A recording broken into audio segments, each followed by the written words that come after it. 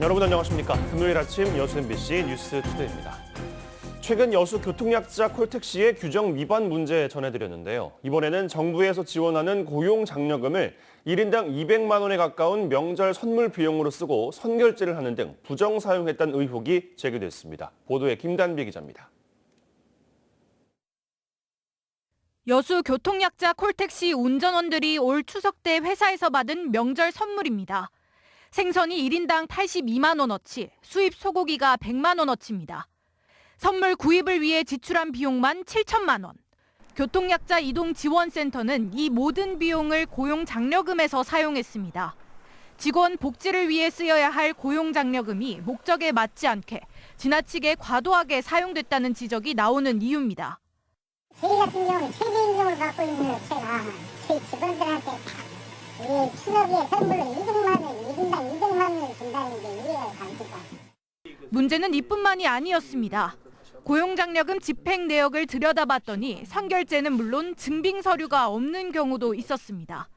직원 자녀 결혼과 개업 등 3건의 경조사에 100만 원을 사용한 정황도 확인됐습니다. 여수시 지방보조 조례에 의해서 보고를 하게 돼 있어요. 선결제 도저히 이루어져서는 안 될 일들이 보조금이 잘못 집행되고 있다. 재위탁을 위해 급하게 고용장려금을 사용한 것 아니냐는 의혹도 나오고 있습니다. 이 업체가 계속 청구를 해서 다 갖고 있지, 다 청구하지 않은 상태에서 일단 재입탁을 하려면 고용장려금을 다 써야 된다는 계획이 들어가야 되고. 교통약자 이동지원센터 관계자는 직원들을 위해 사용했기 때문에 문제가 없다고 주장합니다. 얼마짜리가 되든지 간에 우리 직원들을 위해서 쓴 것이기 때문에 지도 감독을 맡고 있는 여수시는 몰랐다는 입장입니다. 규정 위반과 고용장려금 부정 사용 의혹을 받고 있는 해당 업체가 최근 센터 재위탁을 받으면서 관련 논란은 쉽게 가라앉지 않을 것으로 보입니다. MBC 뉴스 김단비입니다. 대학교처럼 학생들이 원하는 과목을 직접 선택해 듣는 고교학점제가 올해부터 직업계 고등학교에서 먼저 시행됐는데요. 한 학교가 학점제 선택 과목 강사를 채용한 뒤 정규 교과 수업을 지시한 걸로 드러나 학습권 침해 논란이 일고 있습니다. 강서영 기자입니다. 올해부터 고교 학점제를 실시하고 있는 순천의 한 사립직업계 고등학교. 학교는 교육청의 지원을 받아 학생들이 선호하는 선택 과목을 개설하고 산업 현장의 근무자들을 강사로 채용할 수 있습니다. 이에 따라 해당 학교에서도 올해 3월 실용미술이란 선택 과목 강사를 모집했습니다. 그런데 정작 강사는 선택 과목이 아닌 정규 미술 교과 수업을 진행한 것으로 드러났습니다.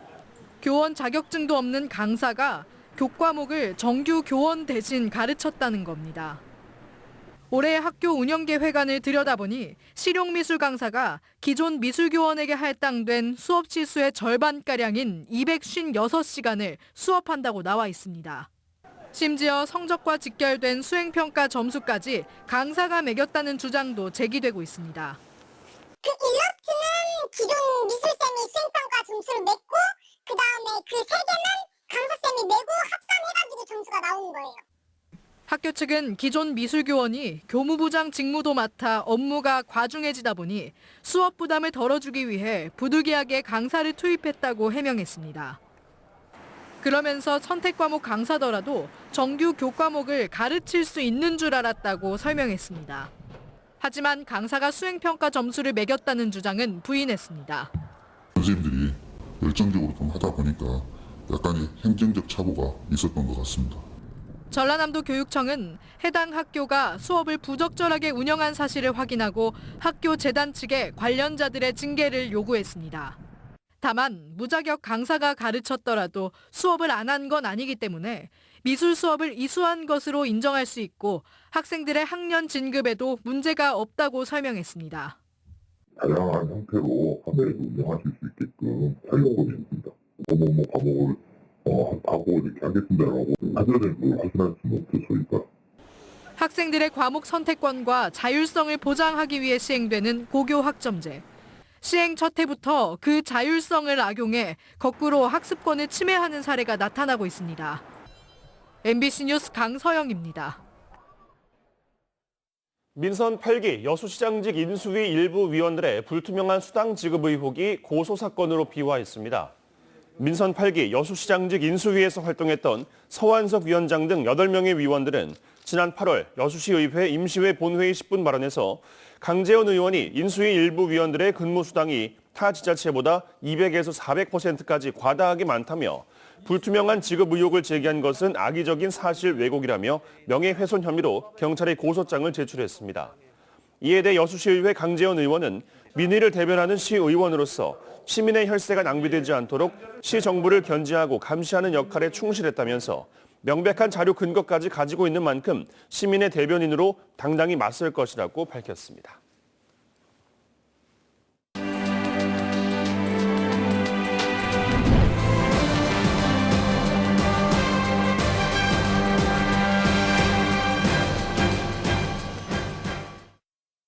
네, 2022년 한 해를 정리하는 기획보도 오늘은 경제 분야 살펴보겠습니다. 코로나19 확산과 러시아, 우크라이나 사태 등의 영향으로 지역 산업 생태계도 출렁였는데요. 올해보다 내년이 더 어렵다는 전망이 나오고 있는 가운데 과감한 신산업 투자가 이루어지는 등 미래를 위한 움직임도 활발한 한 해였습니다. 유민호 기자가 정리해드립니다. 러시아 우크라이나 전쟁으로 국제 유가가 오르고 원자재 수급이 불안해지자 여수산단 석유화학 기업들이 흔들렸습니다. 제품 가격을 올려 판매 마진을 확보해야 하지만 경기 침체로 수요가 줄다 보니 실적이 나빠진 겁니다. 그 제품가에서 원가를 뺀 그 차액, 그게 스프레드라고 하거든요. 그 가격을 굉장히 못 받고 있는 거죠. 그래서 실적이 향후 좋지 않은 그 흐름으로 가고 있다. 기업들은 공장 가동률을 낮추고 정기 대보수 기간도 최대 2배까지 연장하며 대책 마련에 들어갔습니다. 위기 속에서 새로운 성장 동력을 찾기 위한 움직임도 이어졌습니다. 석유화학은 기존 원유 정제 산업을 넘어 사업 다각화에 나섰고 탄소 저감, 순환 경제 구현의 실질적인 진전을 이뤄가고 있습니다. MFC 올레핀 생산 시설에서 새롭게 창출되는 부가가치는 이러한 친환경 신사업의 밑거름이 될 것입니다.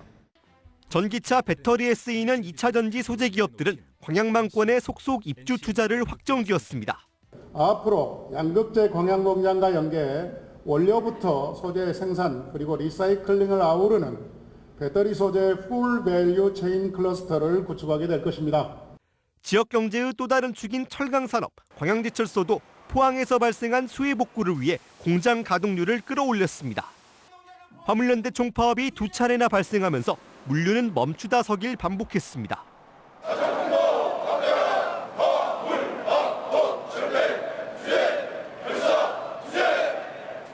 미중 무역 갈등과 유럽 대륙에서의 전쟁, 인플레이션으로 인한 경기 침체는 여수광양항 물동량 감소로 이어졌습니다. 러시아 물동량이 2% 정도밖에 차지는 하지 않아요. 그렇지만 유럽 쪽에 또 문제, 원자재 수출 문제, 그리고 그런 부분들이 전체적으로. 한국은행이 기준금리를 인상하고 집을 사겠다는 심리가 얼어붙으면서 지역 건설업과 부동산 시장은 직격탄을 맞았습니다. 아파트 공급 과잉은 미분양으로 고스란히 남았고 분양 계약마저 취소하는 사업장이 나오는 보기 드문 일이 벌어졌습니다.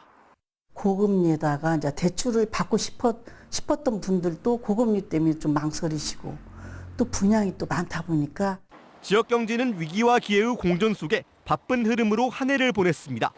MBC 뉴스 유민호입니다. 광주광역시에서 고흥읍을 거쳐 나로 우주센터까지 1시간 이내 이동이 가능한 새로운 고속도로 건설이 가시화되고 있습니다. 고흥군은 윤석열 대통령의 대선 공약이기도 한 광주 고흥 간 고속도로 건설을 위해 내년 정부 예산에 기본조사 용역비 3억 원이 확보됐으며 이는 과기정통부의 우주발사체 클러스터 지정으로 국가산업단지 조성이 현실화된 점이 기획재정부 결정에 가장 큰 영향을 미쳤다고 밝혔습니다. 고흥군은 광주 고흥 간 고속도로가 우주발사체 클러스터 구축은 물론 인구 증가와 관광 발전을 앞당기는 고흥 발전의 기폭제가 될 걸로 기대하고 있습니다.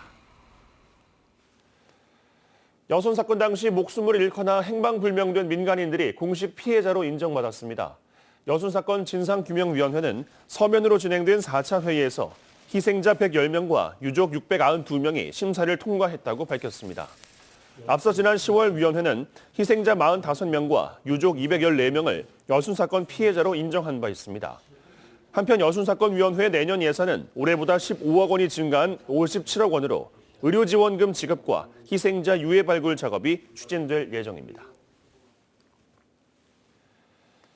내년부터 공립초등학교 1학년 교실에 큰 변화가 생깁니다. 한 학급당 학생 수가 20명을 넘지 못하도록 하는 일종의 상한제가 적용되는 건데요.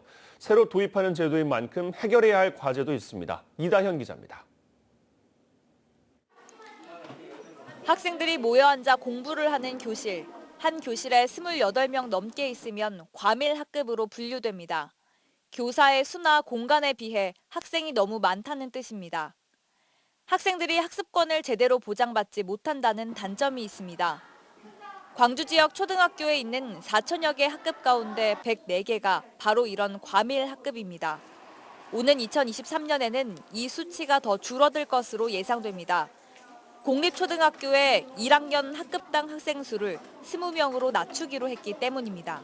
목표는 2028년 3월이면 전체 학년을 하려고 하나 교원 수급이나 이런 것들을 고려한다면 좀 늦춰질 수도 있다고 보지만 중장기 계획은 그렇고요. 취지는 좋지만 몇몇 학교는 우려의 목소리를 내고 있습니다. 한 학급에 20명씩 배치하려면 교실이 더 필요한데 일부 학교엔 여유 공간이 없기 때문입니다. 1학년 교실의 밀집도를 먼저 낮추려다 다른 학년 교실의 밀집도가 높아지는 현상이 나타날 수도 있다는 겁니다. 학교 실정에 맞게끔 학생 수를 좀 조절할 수 있게끔 해주는 게 가장 필요하고요. 지금 당장 내년도 이제 신입생들을 받고 학급을 편성해야 되는 지금 시기거든요. 광주보다 1년 먼저 20명 상한제를 실시한 세종시의 경우 전체 52개 초등학교 가운데 추가 교실 확보에 어려움이 있었던 한 학교는 학급당 21명에서 22명을 배치하기도 했습니다. 이와 관련해 광주시 교육청은 각 학교들과 협의해 학급당 학생 수를 탄력적으로 정할 계획이라는 입장을 밝혔습니다. MBC 뉴스 이다현입니다. 김대중 전남도 교육감이 송년사를 통해 내년에는 전남 교육에 새로운 지평을 열어가겠다고 밝혔습니다. 김 교육감은 미래교육과 전남형 교육자치라는 정책 목표를 통해 아이들이 전남에서 배우고 전남에서 행복한 미래를 스스로 가꾸어갈 수 있는 교육 생태계를 만들어 창의적인 미래 인재로 키워나가겠다고 말했습니다. 계속해서 희망 2023 나눔 캠페인에 성금 보내주신 분들입니다.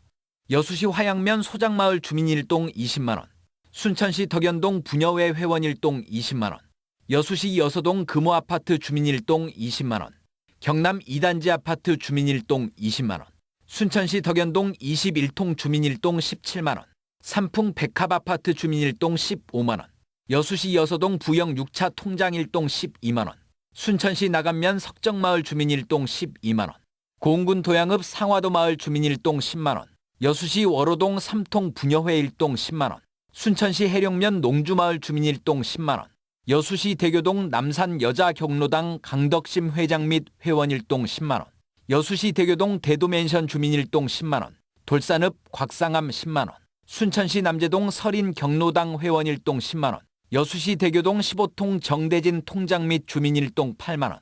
성금을 보내주신 분들께 감사드립니다. 희망 2023 나눔 캠페인은 1월 말까지 접수합니다. 여야 국회의원들이 한 목소리로 여수 향일함의 군부대 이전을 촉구했습니다. 박홍근 더불어민주당 원내대표와 주호영 국민의힘 원내대표 등 여야 국회의원 52명은 빼어난 자연 경관과 해돋이 명소인 향일함의 거북머리에 군부대가 위치하면서 역사와 문화적 가치를 훼손하고 있다고 지적했습니다. 또 군사시설로 핵심 탐방 코스인 거북머리 순례길이 차단돼 향일함 창건 역사도 단절되고 있다며 군사시설의 이전과 함께 국가가 지원할 수 있는 제도적 장치가 마련돼야 한다고 덧붙였습니다. 통일신라 원효대사가 창건한 것으로 알려진 향일함은 세계 4대 관음 성지로 지난 20일 국가지정문화재 명승으로 지정됐습니다.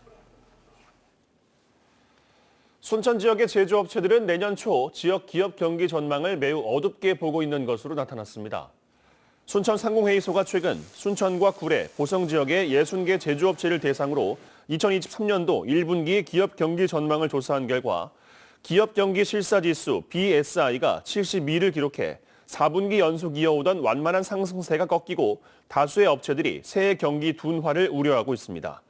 지역 제조업체들은 또 경영 목표 달성에 가장 큰 영향을 준 국내외 요인으로 원자재 가격과 내수 시장, 수출 시장 경기를 꼽았고 새 매출 전망과 관련해서는 절반이 넘는 업체가 매출 성장이 없거나 감소할 것으로 예상했습니다. 여수 국가산단 삼동지구의 브랜드 명칭이 여수 미래혁신지구로 결정됐습니다. 여수시는 여수산단 연계 연구기관과 지원기관의 집적화 단지인 삼동지구의 새로운 브랜드 명칭을 시민 선호도 조사와 심사위원 평가 등의 절차를 거쳐 여수 미래혁신지구로 최종 결정했습니다. 여수시는 지역의 미래 산업을 육성하고 산단의 지속적인 성장을 선도하는 혁신 중심지라는 의미를 담고 있다고 설명했습니다. 전라남도와 대통령 직속 국민통합위원회가 국민통합을 위한 업무 협약을 체결했습니다.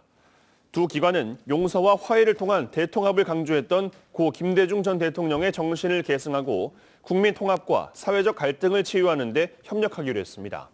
전라남도는 또 전남에 의대를 설치하는 것이 국민통합과 지방소멸 대응의 첫걸음이란 점을 강조하며 국민통합위원회가 적극적인 역할을 해줄 것을 당부했습니다.